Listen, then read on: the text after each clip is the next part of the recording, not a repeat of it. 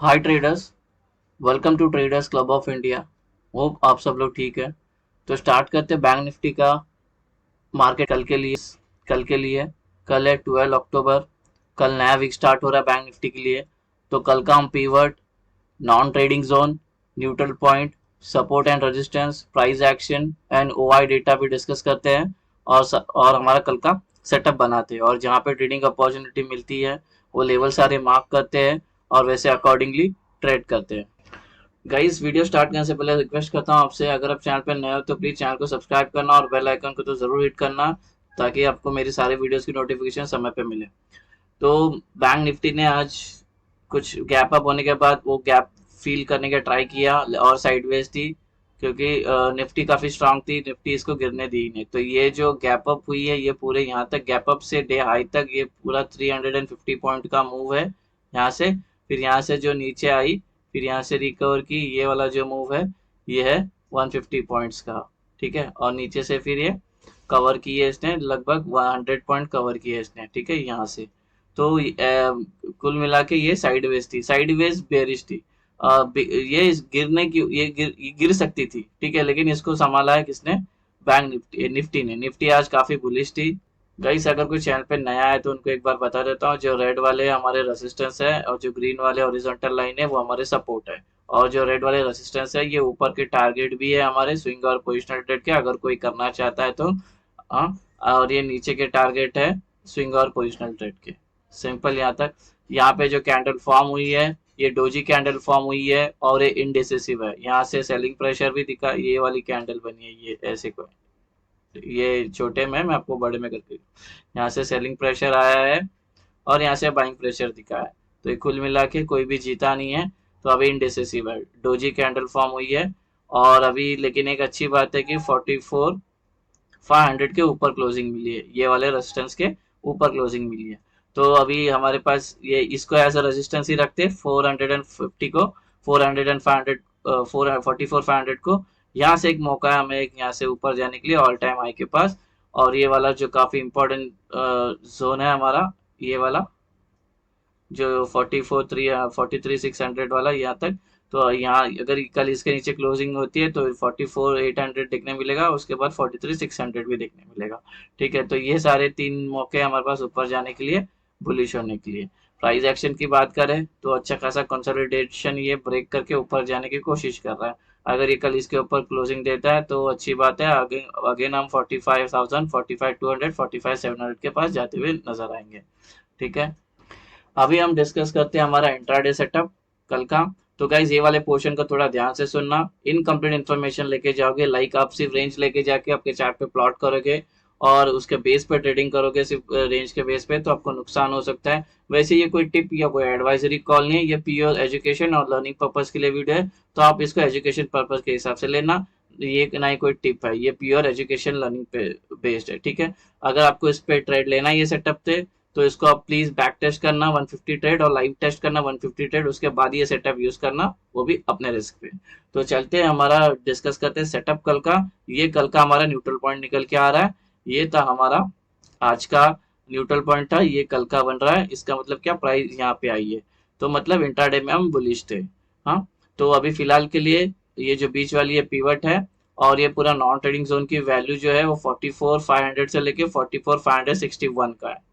अभी हम डिस्कस करते हैं रेजिस्टेंस। ये रेजिस्टेंस वन, इसके अंदर इंक्लूडेड है प्रीवियस डे हाई, इसी ये तो नॉन ट्रेडिंग जोन है एज यूजुअल, और इसी के अंदर इंक्लूडेड है हमारा ओआई का ओपन इंटरेस्ट का रेजिस्टेंस जो एक्ट कर रहा है 44,700, हमारा ओपन इंटरेस्ट है रेजिस्टेंस का। ठीक है, ओपन इंटरेस्ट है। हाँ, और ये जो पूरी नॉन ट्रेडिंग जोन की वैल्यू है वो है 44,666 से लेके 44,710। फिर resistance two non trading zone, ये नॉन ट्रेडिंग जोन की वैल्यू है 44,806 से लेके 44,845। Resistance three non trading zone, ये नॉन ट्रेडिंग जोन की वैल्यू है 44,938 से लेके 44,980।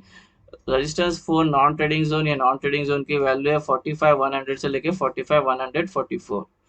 अभी डिस्कस करते हैं हमारा सपोर्ट।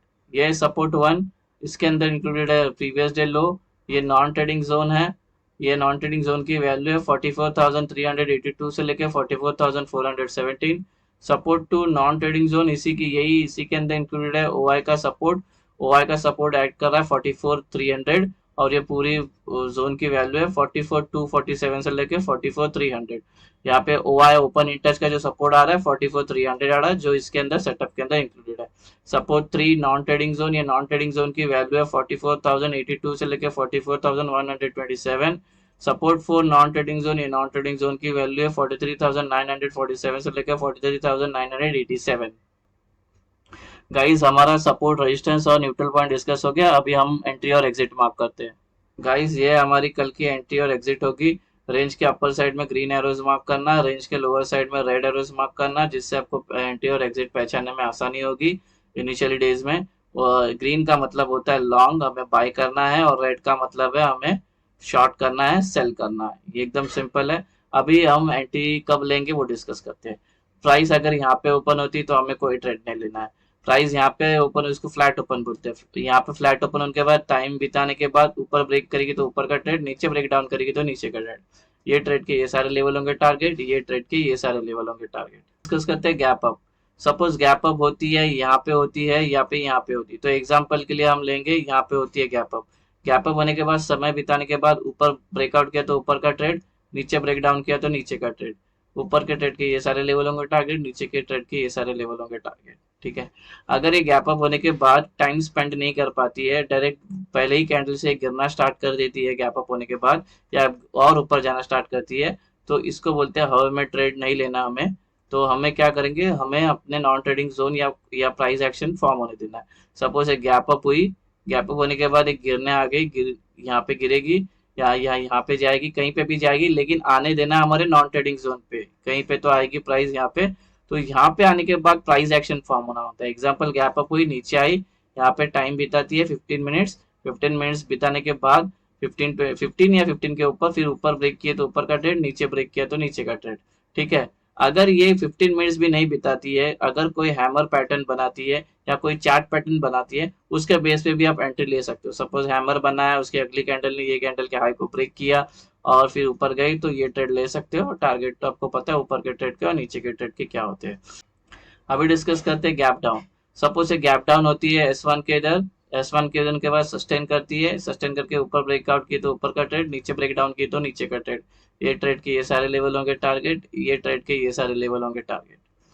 ये भी सेम जैसे गैप अप में डिस्कस किया था, ये गैप अप गैप डाउन होने के बाद और नीचे जाती है या और ऊपर जाती है। तो हम एग्जांपल के लिए लेते हैं, ये गैप डाउन हुई और नीचे आ गई, तो नीचे आने के बाद हमारे कोई तो नॉन ट्रेडिंग जोन पे आने के बाद प्राइस एक्शन फॉर्म होना चाहिए। कौन से प्राइस एक्शन? एक तो पहला 15 मिनट कंसोलिडेशन होना चाहिए, मोर देन 15 मिनट्स भी चलेगा, या तो चार्ट पैटर्न होना चाहिए कोई तो, या तो कोई कैंडलस्टिक पैटर्न होना चाहिए। ठीक है। उसके बेस पे हम एंट्री ले सकते हैं। सपोज ये गैप डाउन हुई, यहाँ पे आई, ऐसा है, यहाँ पे 15 मिनट बिताती है, 15 मिनट के बाद ऊपर ब्रेक किए तो ऊपर का ट्रेड, नीचे ब्रेक डाउन किए तो नीचे का ट्रेड। हाँ। अगर ये कोई चार्ट पैटर्न बनाती है हैमर बनाने के बाद ऊपर, तो वैसे भी ले सकते हो। ठीक है। एंट्री ऊपर की कोई बेरिश पैटर्न बुलिश पैटर्न के बेस पे भी ले सकते हो। या तो 15 मिनट कंसोलिडेशन होनी चाहिए, 15 मिनट्स या more than 15 minute. More than 15 minute हो गया, ऊपर ब्रेक किया तो ऊपर का ट्रेड, नीचे ब्रेक डाउन किया तो नीचे का ट्रेड। ये ट्रेड के ये सारे लेवल होंगे टारगेट, नीचे के ट्रेड के सारे नीचे के लेवल होंगे टारगेट। अभी हम ओपन इंटरेस्ट का डिस्कशन करते हैं। अभी ओपन इंटरेस्ट की बात करें तो आज एक्सपायरी थी, तो अभी तो एक्सपायरी के बाद सारे कॉन्ट्रैक्ट ये हो गए। अभी नए OI बिल्डअप हो गए। अभी नए OI जो बिल्डअप हो गए वो कल 1 घंटे में पता चलेंगे। अभी तो कोई नहीं है, सब सिंगल डिजिट पे। कॉल और पुट राइटर जो है, कॉल और पुट राइटर का डेटा देखे तो सब सिंगल डिजिट पे ऐसे ऐसे ऐसे सब है। तो ये इसके बेस पे हम व्यू बना नहीं सकते। ठीक है। हम व्यू किस पे बनाए? अभी एक पीसीआर जो है, पीसीआर चल रही है 0.9। 0.9 बेरिशनेस को इंडिकेट करती है, बेरिश है मतलब। ठीक है। ये कल था 1.1 था। ठीक है। बैंक निफ्टी का 1.1 था, जो हो गया 0.9, मतलब 2 पॉइंट नीचे आ गई है।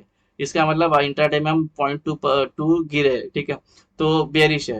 हाँ। अभी फिलहाल के लिए, और ओपन इंटरेस्ट के हिसाब से वो बिल्डअप कब होगा? कल 1 घंटा लगेगा बिल्डअप होने के लिए। ठीक है। तो उसके बेस पे हम कुछ लेंगे नहीं व्यू। जो जो बचा कुचा हुआ डेटा है, जो सबसे ज्यादा जहाँ पे ओपन इंटरेस्ट खड़े, वो वाले मैं और आपको बता देता हूँ कौन से है वो ज्यादा ओपन इंटरेस्ट खड़े है। यहाँ पे 44,700 पे, जो ऑलरेडी सेटअप के अंदर इंक्लूड है, और नीचे के साइड में 44,300। यहाँ से अगर नीचे गिरती है तो यहाँ पे बाइंग प्रेशर दिखेगी, यहाँ से ऊपर रिवर्स हो सकती है, और यहाँ से ऊपर जा रही है तो यहाँ से फिर नीचे जा सकते हो, जो ऑलरेडी सेटअप में इंक्लूड, आपको कुछ करने की जरूरत नहीं है। अगर ओपन इंटरेस्ट आपको देखना है तो कल 1 घंटे के बाद ही देखना, जो नए बिल्डअप हो गए कॉन्ट्रैक्ट, उसके accordingly call writers put writer कौन स्ट्रॉन्ग है उसके हिसाब से हम देख सकते हैं। अभी फिलहाल के लिए यही दो सपोर्ट रेजिस्टेंस है, सबसे ज्यादा ओपन इंटरेस्ट खड़े हैं कॉल और पुट के। यहाँ पे कॉल राइटर सबसे ज्यादा है, यहाँ पे पुट राइटर सबसे ज्यादा है। तो ये हमारा कल का बैंक निफ्टी का सेटअप। होप आपको सेटअप पसंद आया तो वीडियो को लाइक करना, शेयर करना और ट्रेडर्स कमेटी में फॉरवर्ड करना। मिलते हैं नेक्स्ट वीडियो में, till then thank you very much for watching.